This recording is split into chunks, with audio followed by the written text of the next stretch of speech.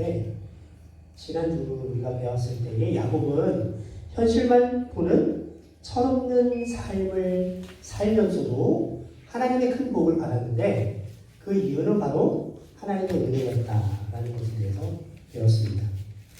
창세기 33장 11절에 야곱의 고백을 보면 이렇게 돼 있어요. 하나님께서 제게 은혜를 베푸셔서 저도 넉넉합니다. 그러니까 많은 어려움 가운데에 에서를 만날 때 고백했던 이 고백이 야곱의 고백입니다.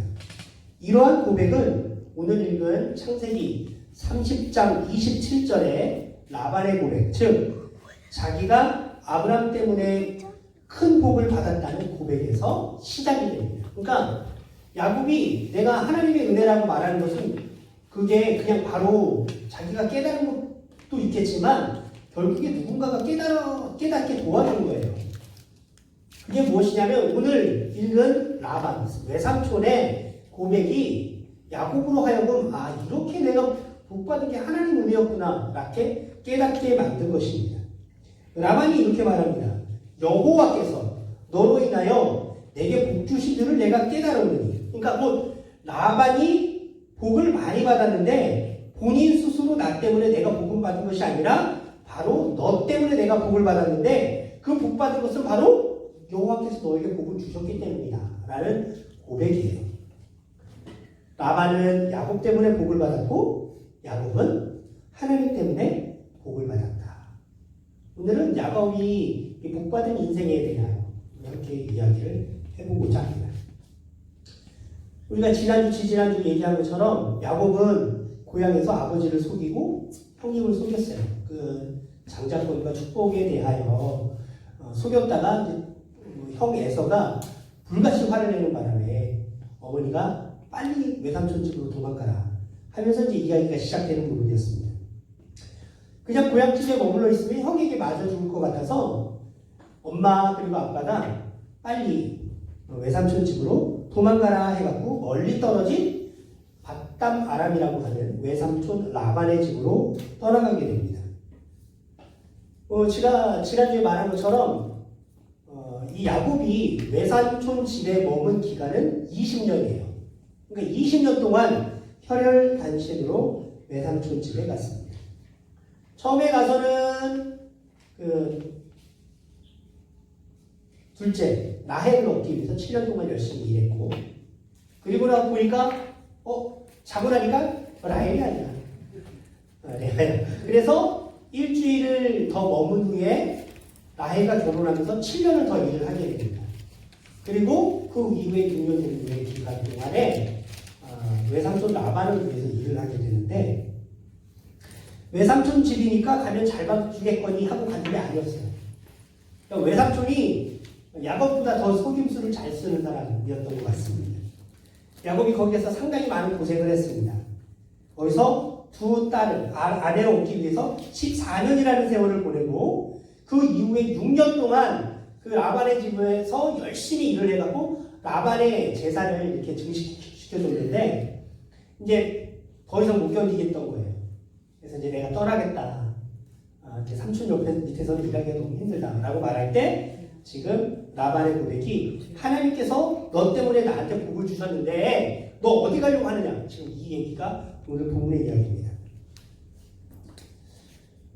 야곱이 삼촌집에서 하나님을 잘 섬겼고 믿음의 모습을 보였기 때문에 라반이 이렇게 고백을 했을까?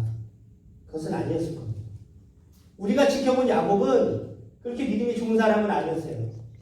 그러니까 현실감까지 굉장히 뛰어나서 현실에 눈이 참 밝은 사람인데 하나님의 주신 계획에 대해서는 조금 멀리 떨어져 있는 사람. 그런 사람이 지금 이 외삼촌 자기를 속이면서 계속 자신의 재산을 야곱을 통해서 이렇게 좀 증식시키려고 하는 사람에게는 야곱은 좀 더 현실적으로 다가갔을 가능성이 높아요. 강대강, 약대약이거든요. 그러니까 이 사람이 나를 속이면 똑같이 속여서 서로 지금 그 균형을 맞추고 있는데 왜 라반은 야곱에게 하나님이 너에게 복 주셨다고 말을 했을까? 야곱이 믿음의 모습을 보이지 않았음에도 불구하고 신앙의 참모습을 드러내지 못했음에도 불구하고 그렇게 했을까? 우리가 오늘 본문을 통해서 좀 알아보고자 합니다.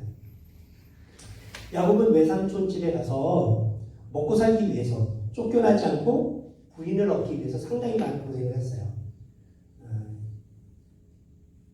그 세월이 자그마치 14년입니다. 14년 동안 내가 원하지 않는 아내를 얻어갖고 7년을 고생하고 자기가 원하는 아내를 얻기 위해서 7년을 고생하고 14년 동안 곰수로 일했어요. 그러니까 상을 받지 못하고 상을 계속 속였다고 되어 있기 때문에 원하는 만큼의 돈을 받지 못하고 그냥 그 집에서 머무는 곳으로 퉁쳤다는 거예요. 그러니까 돈을 많이 얻지 못한 상황에서 14년을 사니 얼마나 속이 뒤집어지겠어요.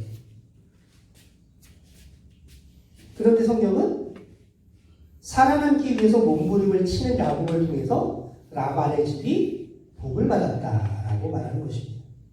곧 야곱의 고통과 어려운 형편을 통해서 하나님께서 복을 주셨다는 거예요.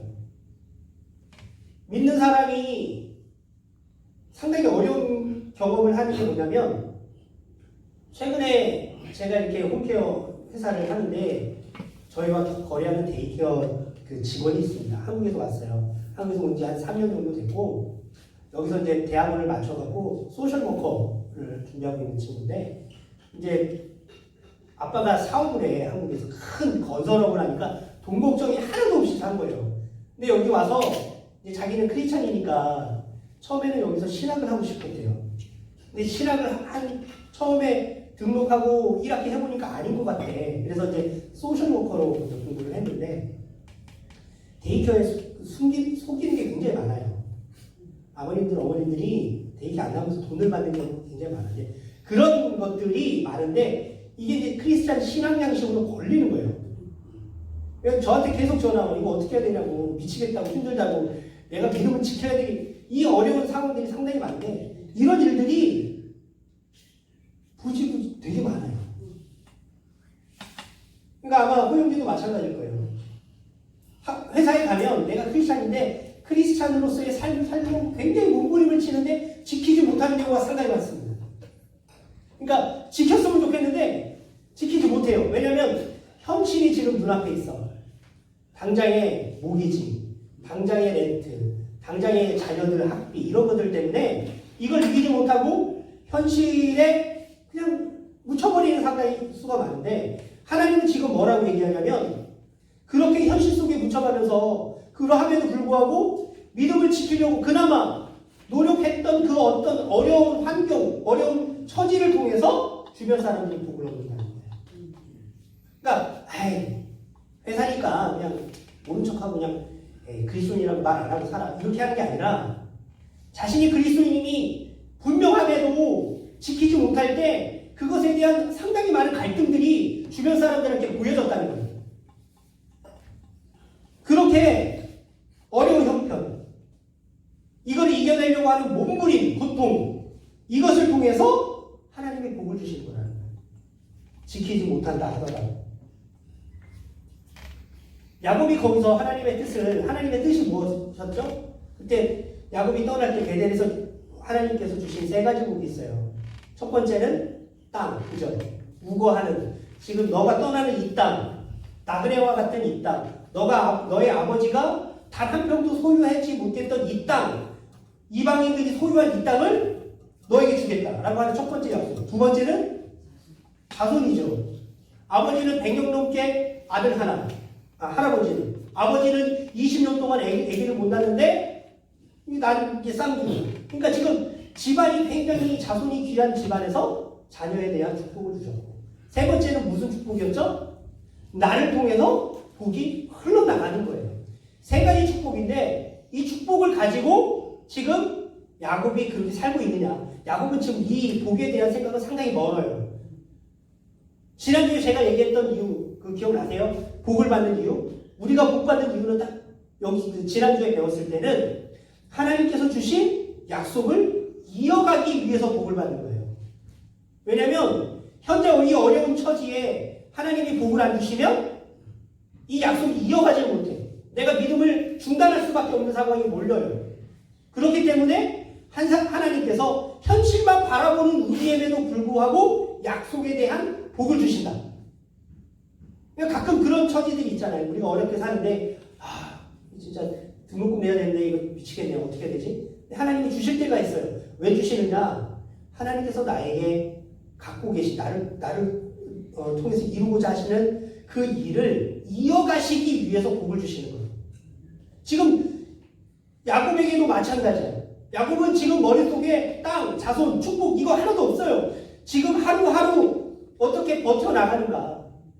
어떻게 삼촌이 나한테 줄 돈을 안 주고 숨기면서 나를 계속 속이고 있는데 어떻게 이 상황 속에서 내 아내, 내 자녀들에게 하나님이 살아계시다는 걸 이야기하면서 살아갈 것인가. 지금 되게 작은 몸부림을 치고 있어요. 그러함에도 불구하고 하나님께서 복을 주시는 것은 이 야곱을 통해서 하나님의 약속, 아브라함으로부터 내려왔던 이 약속이 끊어지지 않게 하기 위해서 지금 약속에 대한 축복을 주고 계신 겁니다. 개인적으로 몹시 힘들고 아팠겠지만 그 힘든 아픔을 이겨내고 어떻게든 열심으로 노력하는 그에게 하나님께서 상상하지도 못했던 복을 주셨다는 거예요.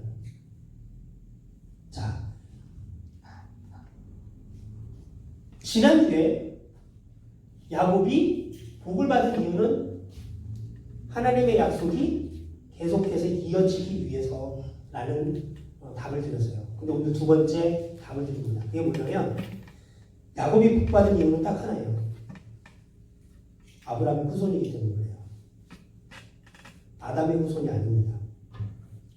자, 하나님께서 아브라함을 부르셔서 이렇게 얘기했죠. 내가 너로 하여금 복의 근원이 되겠다. 곧 이게 하나님께서 내가 너한테 복을 주겠다라고 말한 게 아니라 너를 통해서 주변이 복을 얻게 하겠다라고 얘기하셨어요. 내가 복을 받아야지 나를 통해서 나 때문에 다른 사람이 복을 받는다.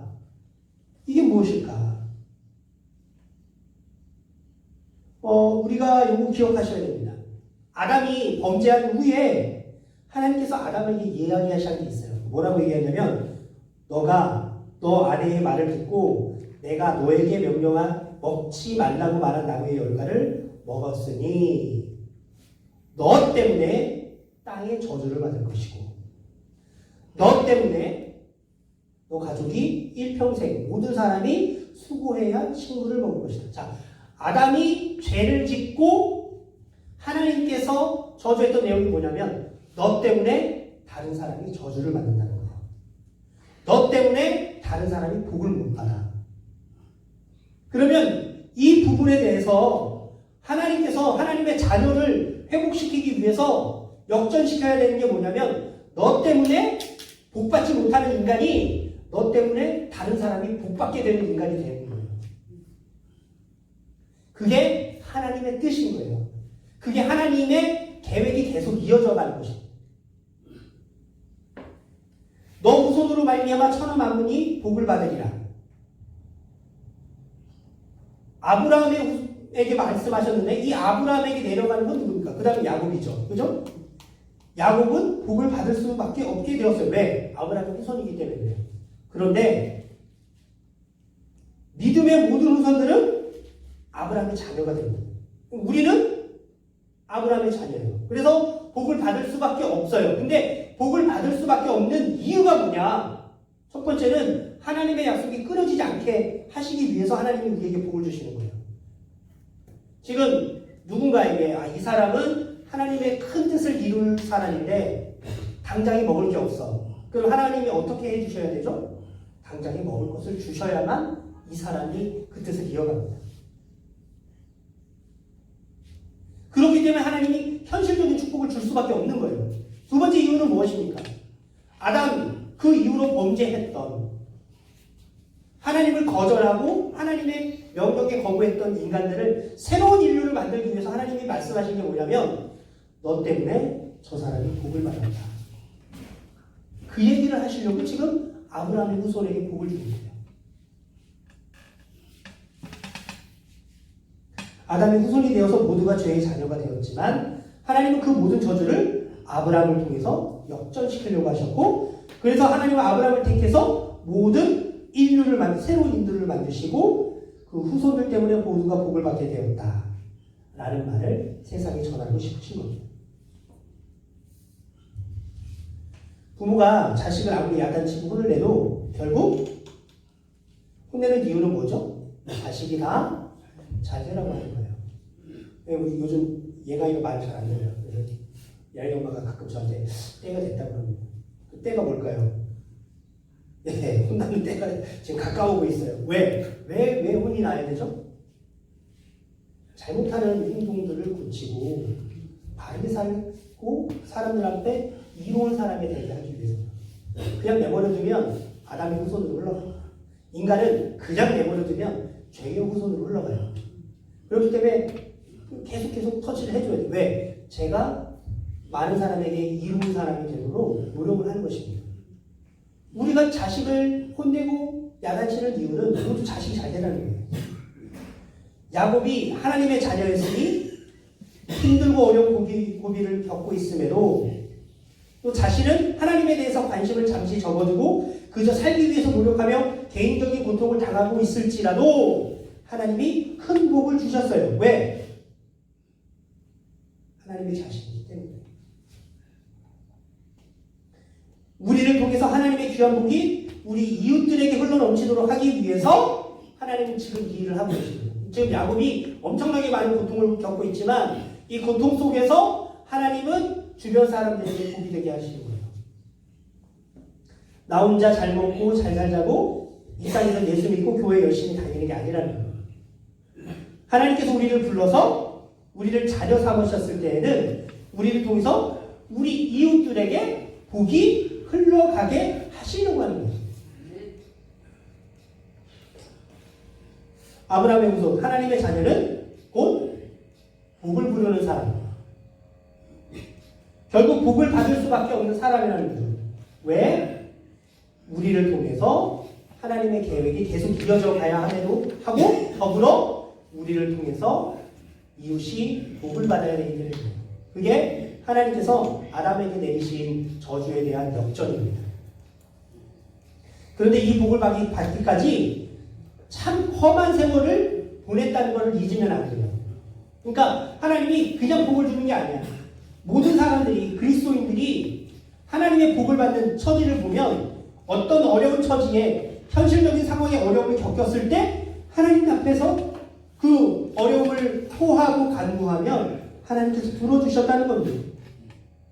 하나님의 복이 내가 가만히 있는데 그냥 오는 것이 아니로 나의 수고와 인내를 통해서 내 가족, 내 이웃에게 전해진다는 거죠. 그러니까 수고와 인내 없이는 복받지 못해요. 수고와 아픔을 지불할 때 이것을 통해서 하나님의 놀라운 복이 나와 내 가족, 내 이웃, 내 학교, 내 직장에게 흘러넘친다는 것입니다. 성경 있는 대로 다 부리면서 하나님의 복이 우리 가정에 넘치기 바란다. 그럼 말이 안 돼요. 어려울수록 그 어려움을 극복해 나가려고 서로가 힘을 합하고 서로가 서로에게 집중하고 어려운 이겨내려고 참아주고 인내할 때 하나님의 복이 오는 거지. 나는 믿는 사람 집안이야 하면서 힘들면 다 서로 싸우고 막 진짜 지지고 볶고 하는데 하나님의 복이 뚝 떨어진다? 아니라는 거예요.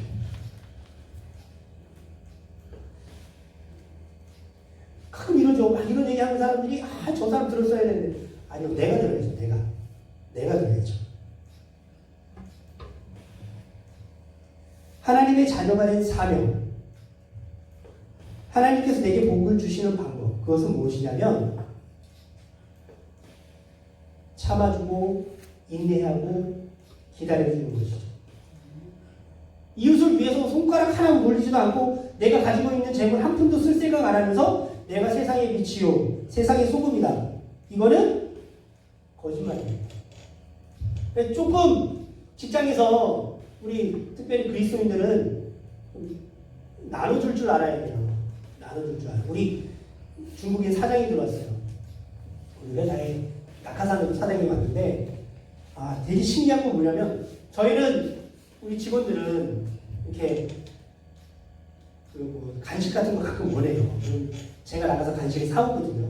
이렇게 커피도 뭐 7개 이렇게 한꺼번에 사갖고 나눠 먹는데 우리 사장은 절대 안 해요. 딱 자기 거 먹고. 와, 그게 되게 보기가 그래. 그러니까 사장이잖아. 되게 그 더운 날 막 열심히 일하면 아이스크림 그냥 한 팩이면 6개 드니까 2팩만 사오면 되는데 하나 먹고 들어와. 하나. 그리고 절대 안 나눠줘. 그리고 그 사람이 어려움에 처했을 때 직원들이 다 모른 척해요. 진짜로. 뭐야 저 안 도와줘요. 근데 저는 바쁘면 다 나가라고 그래요. 내가 할게요. 선생님 가세요. 그러니까 서로가 어렵고 솔직히 돈 없어요. 저도 없는데 그렇게 베풀고 서로가 힘드니까 내가 힘들어서 못 마르면 저 사람도 힘든 거거든. 그럼 같이 마시면서 힘을 나누면 되는데 나는 나만 못 마르다 안 사줘. 돈 없어. 사장님 얼마나 돈 많이 받는데. 그러면 안 된다는 거예요. 나로 인해서 내 이웃에게 복음이 전해지고 나로 인해서 이웃 그리고 직장이 복을 받으려고 한다면 내가 갖고 있는 건 충분히 써야 돼요. 어려운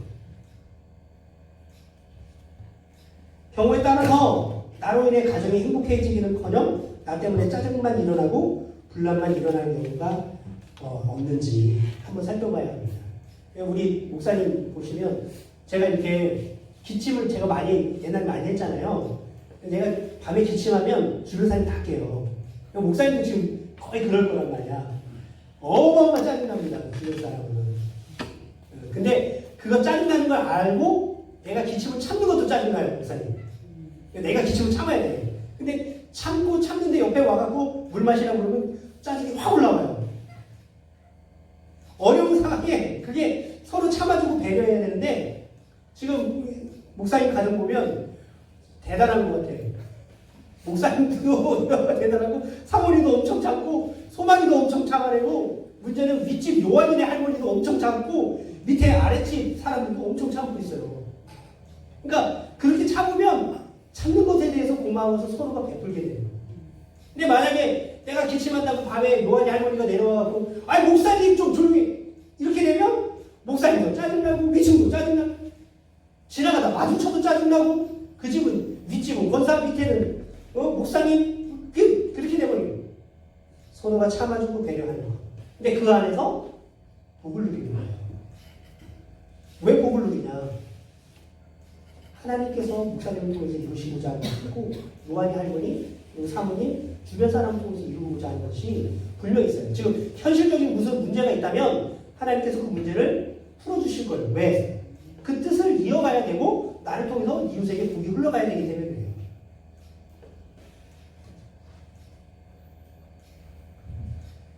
복을 부르긴커녕 거꾸로 저주를 불러드는 사람들이 있어요.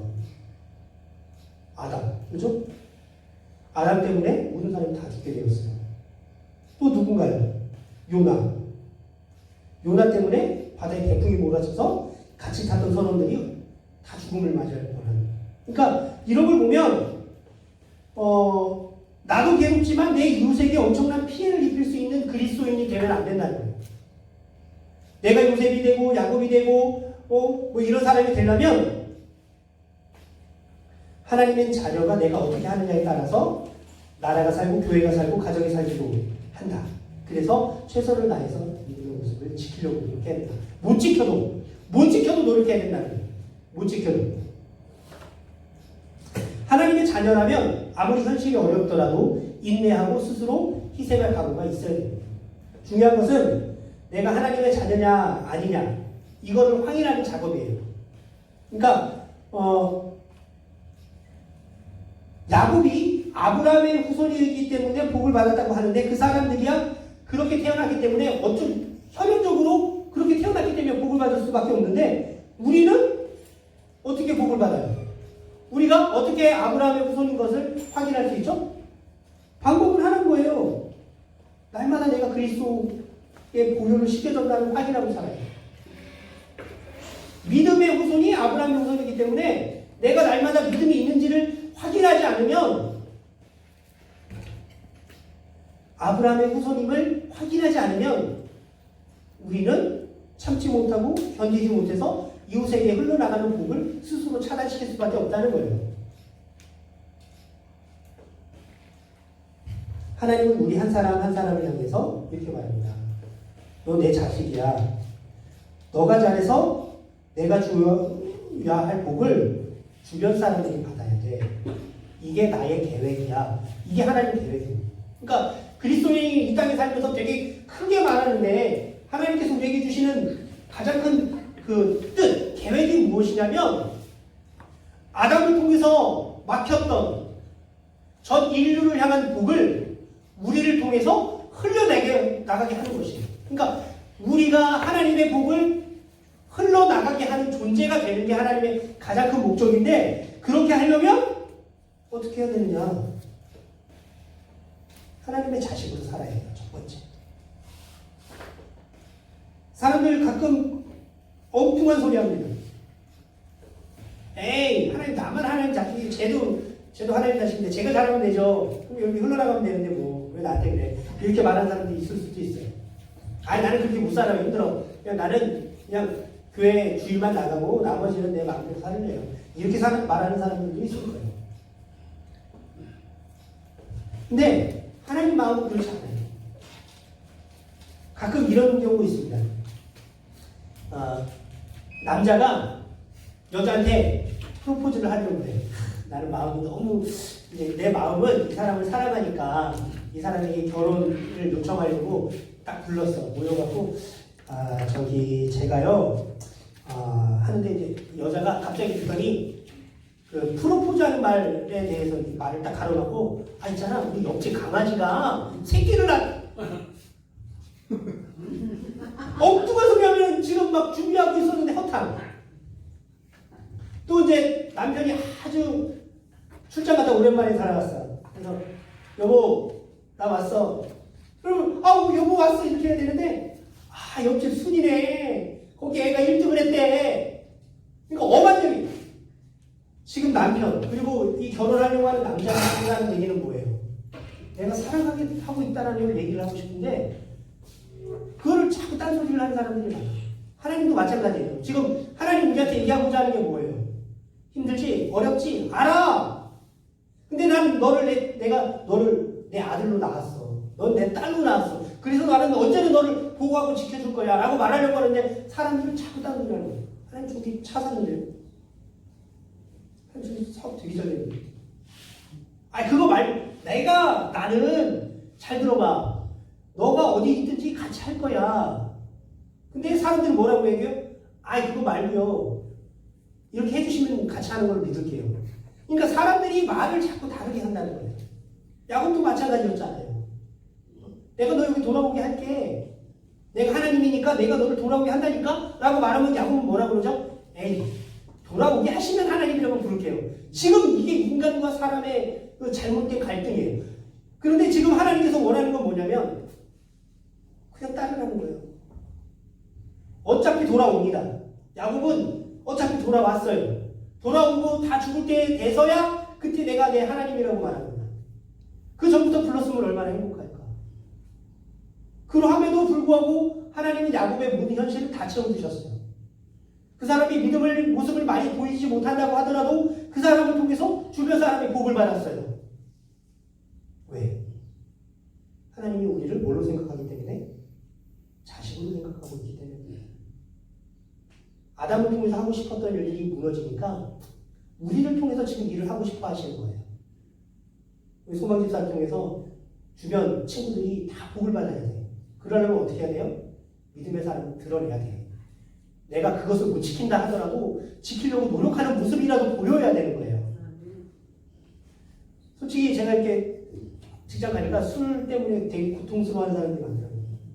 근데 제 옆에 앉으면 술을 못 먹어요. 제가 술 안 먹기 때문에 제가 다 막아버립니다.